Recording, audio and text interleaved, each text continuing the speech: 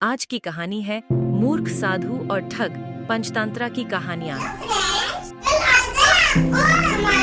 Channel अच्छी लगती है तो लाइक एंड सब्सक्राइब।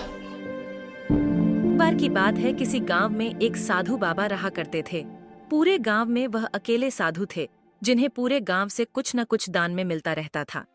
दान के लालच में उन्होंने गांव में किसी दूसरे साधु को नहीं रहने दिया और अगर कोई आ जाता था तो उन्हें किसी भी प्रकार से गांव से भगा देते थे। इस प्रकार उनके पास बहुत सारा धन इकट्ठा हो गया था। वहीं एक ठग की नजर कई दिनों से साधु बाबा के धन पर थी। वह किसी भी प्रकार से उस धन को हड़पना चाहता था। उसने योजना बनाई और एक विद्यार्थी का रूप बनाकर साधु के पास पहुंच गया। उसने साधु से अपना शिष्य बनाने का आग्रह किया। पहले तो साधु ने मना किया, लेकिन फिर थोड़ी देर बाद मान गए और ठग को अपना शिष्य बना लिया।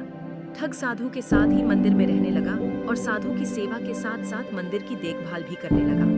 ठग की सेवा ने साधु को खुश कर दिया, लेकिन फिर भी वह ठग पर पूरी तरह विश्वास नहीं कर पाया।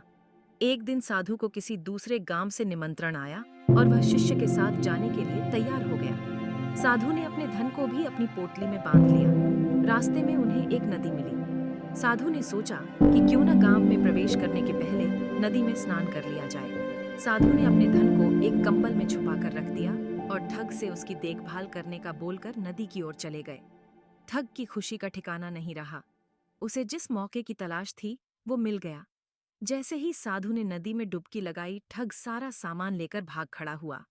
जैसे ही साधु वापस आया, उसे न तो शिष्य मिला और न ही अपना सामान।